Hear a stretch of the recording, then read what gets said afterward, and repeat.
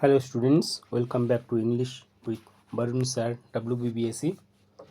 আজকের ভিডিওতে আমরা ক্লাস 10 এর ইংলিশ বই এর lesson 1 father's help written by আর.কে. নারায়ণ এই গল্পটি পড়ব।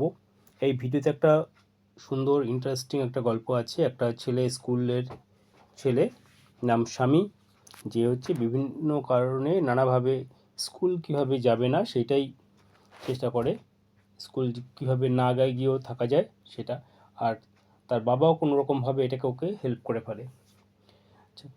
শেষে কি সে সফল হবে তার এই স্কুল ফাঁকি দেওয়াতে, সেই নিয়েই হচ্ছে গল্পটা। তো let's begin today's lesson father's help.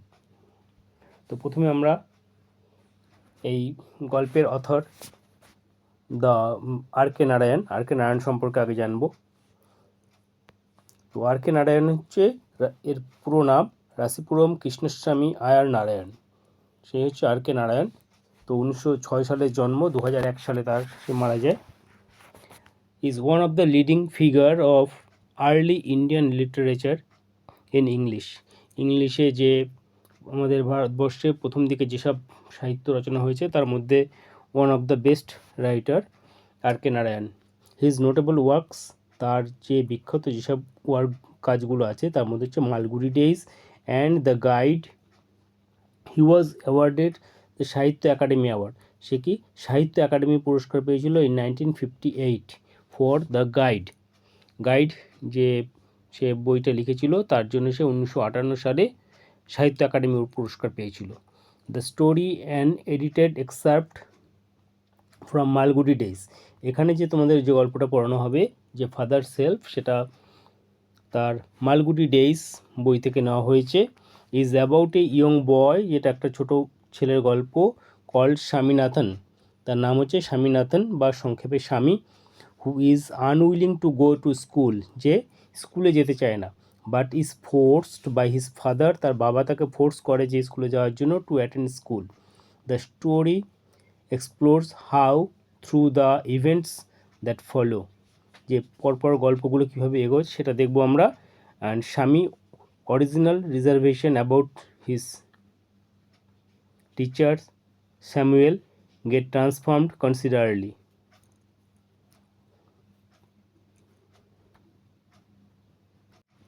তো আমরা প্রথমে আগে ইউনিট 1টা পড়ব। আচ্ছা, কী আছে? লাইং ইন বেড, বিছানায় শুয়ে স্বামী রিয়েলাইজ করলো, মানে বুঝতে পারলো যে উইথ এ শাডার কথার অর্থ হচ্ছে হঠাৎ ভয় পেয়ে কেঁপে যাওয়া, shaking body caused by fear, ভয়ে body that it was Monday morning, হঠাৎ কী ভাবলো যে আজকে হচ্ছে সকালে মন্ডে, সোমবার সকাল। ইট লুকড অ্যাজ দো, এটা মনে হচ্ছিলো যেন অনলি এ মোমেন্ট এগো ইট ওয়াজ ফ্রাইডে, তার মনে হচ্ছিলো যে এক মুহূর্ত আগেই যেন ছিল শুক্রবার, রবিবার বাদ গিয়ে হঠাৎ করে সোমবার চলে এসছে। অলরেডি মন্ডে ওয়াজ হিয়ার, তো বলছে যে অলরেডি মন্ডে ওয়াজ হিয়ার মানে সোমবার চলে এসছে। He hoped he did not have to go to school, সে ভেবেছিল, হোপড মানে আশা করেছিল যে he did not have to go, তাকে স্কুল যেতে হবে না। অ্যাট 9 o'clock, সকাল 9টায়, Swaminathan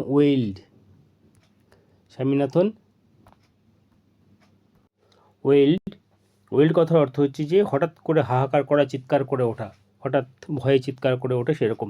Swaminathan wailed, I have a headache, আমার মাথা ব্যথা করছে, মাথা যন্ত্রণা হচ্ছে। মাদার জেনারাসলি সাজেস্টেড দ্যাট স্বামী মাইট স্টে অ্যাট হোম, ওর মা জেনারাসলি মানে উদারভাবে সাজেস্ট করলো, প্রস্তাব দিল যে তার Swami might stay at home, সে বাড়িতেই থাক। অ্যাট 9:30, সকাল 9:30 বাজে তখন। When he ought to have been in the school prayer hall, যখন তার স্কুলে প্রেয়ার হলে প্রেয়ার করার সময়, সেই সময় স্বামী ওয়াজ লাইং অন দ্য বেঞ্চ, স্বামী কোথায় শুয়েছিল? বেঞ্চে ইন মাদার্স রুম, ওর মায়ের ঘরের বেঞ্চের উপর শুয়েছিল। কটার সময়? অ্যাট 9:30। ফাদার আস্কড হিম, তার বাবা তাকে জিজ্ঞেস করলো, have you no school today, তোমার কি আজ স্কুল নেই? হেডেক, স্বামী উত্তর দিল কি? হেডেক, মাথা ব্যথা। Nonsense, dress up and go. তার বাবা বলছে যে nonsense, dress up and go, dress করো এবং যাও। আবার বলছে headache,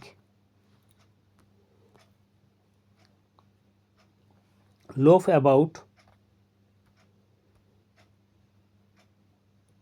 loaf about less on Sundays. Loaf about, loaf কথা অর্থ হচ্ছে ঘুরে বেড়ানো, less on Sunday and you will be without a headache on Monday.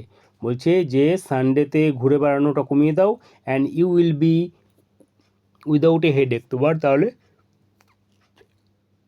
কোনো মাথা ব্যথা থাকবে না অন মানডে, মানডেতে তাহলে কোনো মাথা ব্যথা থাকবে না। স্বামী new how strict his father could be. স্বামী জানে যে তার বাবা কতটা কঠোর, স্ট্রিক্ট কথা অর্থ কঠোর। So he changed his tactics, সেই জন্য তার ট্যাকটিসটা বদলালো। কী করলো? I can't go so late to the class. আমি যে এত দেরি করে ক্লাসে যেতে পারবো না। I can't go so late, এত দেরি করে ক্লাসে যেতে পারবো না। You will have to, it is your own fault. তার বাবা বলছে যে তোমাকে, ইউ উইল হ্যাভ টু, তোমাকে যেতে হবে। ইট ইজ ইয়োর ফল্ট, এটা ইয়োর ওন ফল্ট, ওন তোমার নিজের, এটা তোমার নিজের fault. What will the teacher think if I go so late. এবার স্বামী বলছে যে what will the teacher think, teacher কী মনে করবে, if I go so late, যদি আমি এত দেরি করে যাই তাহলে টিচার কী মনে করবে। এবার স্বামীর বাবা বলছে যে tell him you had a headache, যে তাকে বলো, টিচারকে বলো যে ইউ হ্যাড এ হেডেক, তোমার মাথা যন্ত্রণা ছিল, অ্যান্ড সো আর লেট, এবং সেই কারণে তুমি লেট হয়েছো। He will scold me if I say so. Scold কথার অর্থ বকাবকি করা, গালাগালি করা। তো বলছি যে হি উইল স্কোল্ড মি, সে আমাকে গালাগালি করবে, ইফ আই সে সো, আমি যদি এরকম কথা বলি। উইল হি মানে সে কি বলবে, লেট আস সি, তো আমাকে দেখতে দাও। হোয়াট ইজ হিজ নেম, তার নামটা কি। এবার তার বাবা জিজ্ঞেস করছে তার নাম কি, বলছে Samuel. Does he always scold the students, সে কি অলওয়েজ সবসময় স্টুডেন্টদের বকাবকি গালাগালি করে। তখন বললে he is very angry man, সে একজন খুব রাগী মানুষ। He is specially angry with boys, সে স্পেশালি বিশেষ করে রাগী বয়েজদের প্রতি, হু কেম ইন লেট, যে দেরি করে আসে তাদের প্রতি, সেসব ছেলেদের প্রতি বেশি রাগী। I would not like to go late to Samuel's class, I would not like to go, আমি স্যামুয়েলের ক্লাসে লেট করে যেতে চাই না। If he is so angry, যদি সে এতই রাগী হয়, why not tell your headmaster about it, তাহলে তোমার হেডমাস্টারকে কথা বলো না কেন। বলছে দেশে তারা বলে যে that even the headmaster is afraid of হিম, যে এমনকি হেডমাস্টারও তাকে ভয় পায়। তো এখানে আমাদের এই ইউনিট 1টা কমপ্লিট হলো। এখানে দেখো দুটো ওয়ার্ড আছে, দুটো ওয়ার্ডের ওয়ার্ড নেস্ট কী দিয়েছে, একটা হচ্ছে শাডা, শাডা কথা হচ্ছে shaking of body caused by fear, ভয়ে হচ্ছে শরীর কেঁপে যাওয়া। আর একটা হচ্ছে লোফ, লোফ কথার অর্থ হচ্ছে যে move around in an idol manner, চারদিকে ঘুরে বেড়ানো, ইন অ্যান আইডল ম্যানার, অলসভাবে চারদিকে ঘুরে বেড়ানো। এবার আমরা এখানে কম্প্রিহেনশনগুলো দেখব, কম্প্রিহেনশনটা কী আছে ইউনিট 1-এর।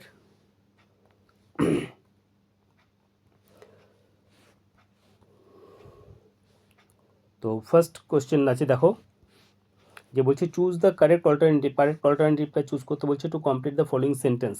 এখানে যে ফলোইং সেন্টেন্সগুলো আছে তার থেকে কারেক্ট অল্টারনেটিভটা চুজ করতে হবে।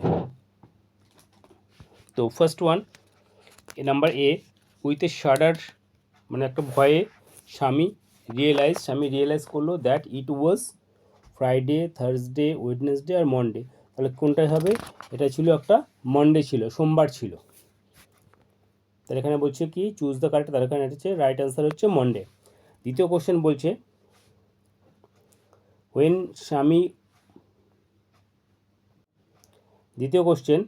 স্বামী ought to have been in the school prayer hall, he was lying on bed. যখন তার প্রেয়ার লাইনে থাকার কথা, when Swami ought to have been in the school prayer hall, যখন স্কুল প্রেয়ার হলে থাকার কথা, হি ওয়াজ লাইং, সে শুয়েছিল, কোথায় ছিল, সে শুয়েছিল যে তার lying on the bench of his mother's room, bench in mother's room, বেঞ্চে শুয়েছিল। তখন তাহলে এটা আমাদের দ্বিতীয় অ্যান্সারটা কি? দ্বিতীয় অ্যান্সার হচ্ছে বেঞ্চ। নেক্সট কোশ্চেন দেখব। অ্যাকর্ডিং টু স্বামী, স্বামীর কথা অনুযায়ী Samuel is specially angry with boys who are. তা অ্যাকর্ডিং টু স্বামী, স্বামীর কথা অনুযায়ী স্যামুয়েল মানে তাদের যে teacher, Samuel is specially angry, বিশেষ করে অ্যাংরি উইথ বয়েজ, সেই সব বয়েজের প্রতি হু আর অ্যাবসেন্ট, লেট, অ্যাটেন্টিভ হচ্ছে আনডিসিপ্লিন। তো এখানে কি, যারা হচ্ছে স্পেশালি যারা হচ্ছে লেট, তাদের প্রতি সে বিশেষভাবে রেগে আছে। নেক্সট কোশ্চেন নাম্বার টু বলছে fill in the chart with the information from the text. তো প্রথম কোশ্চেনটা আছে যে টাইম হোয়েন স্বামী কমপ্লেইন্ড অফ এ হেডেক। স্বামী কখন কমপ্লেন করেছিল of his headache? Early in the morning. তো কখন? সকালবেলা করেছিল। তো এটা এখানে কী হবে? Early in the morning.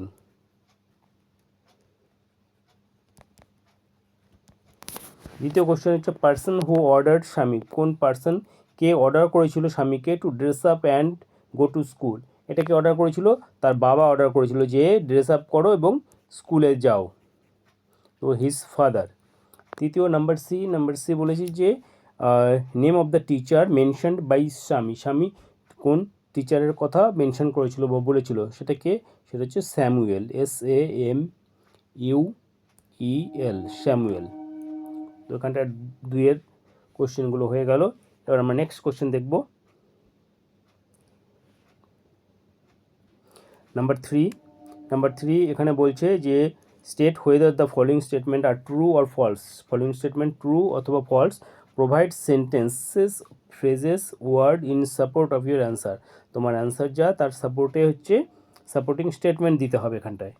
তো ফার্স্ট কোশ্চেন যেটা আছে সেটা বলছে স্বামী said that he had a headache. স্বামী বলেছিল যে তার হেডেক আছে। তো এটা কি? এটা হচ্ছে ট্রু। তো আমরা এখানে লিখব ট্রু। দ্বিতীয় বলছে আবার সাপোর্টিং স্টেটমেন্ট কী ছিল? ওখানে স্বামী বলছিল I have a headache, I have a headache.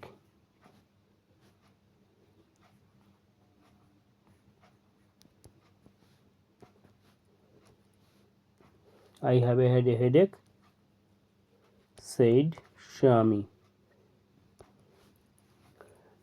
দ্বিতীয়টা বলেছে যে স্বামী was lying in his father's room.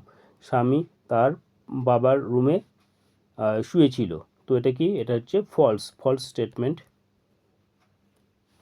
তো এখানটা কি? He was lying on the bed in his room. এখানে স্বামী প্রথমে কোথায় শুয়েছিল? প্রথমে শুয়েছিল lying in bed in his room, এবং তারপরে অ্যাট 9:30 তখন সে কোথায় ছিল? স্বামী শুয়েছিল, স্বামী ওয়াজ lying on the bench in mother's room. তো এখানে যেহেতু ফাদার্সের কথা বলা আছে কিন্তু ফাদার্স রুম ছিল না, সেক্ষেত্রে আমরা এখানে মায়ের রুম কথা সেটা বল লিখব। তো এখানে সাপোর্টিং স্টেটমেন্ট যেটা আসবে, স্বামী ওয়াজ lying on the bench in mother's room.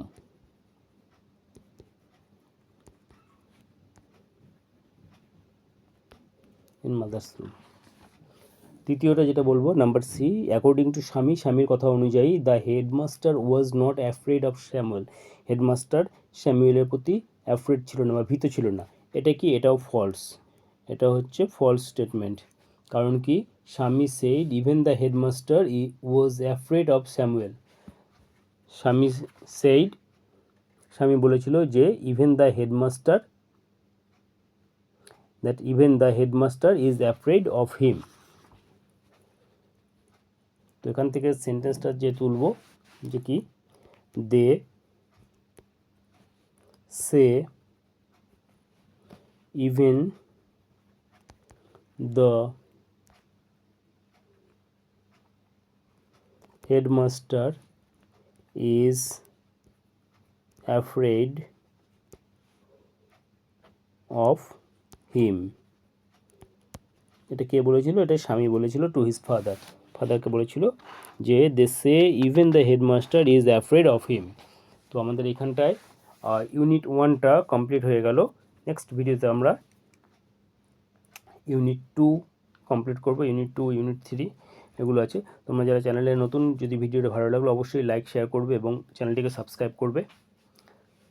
Thank you.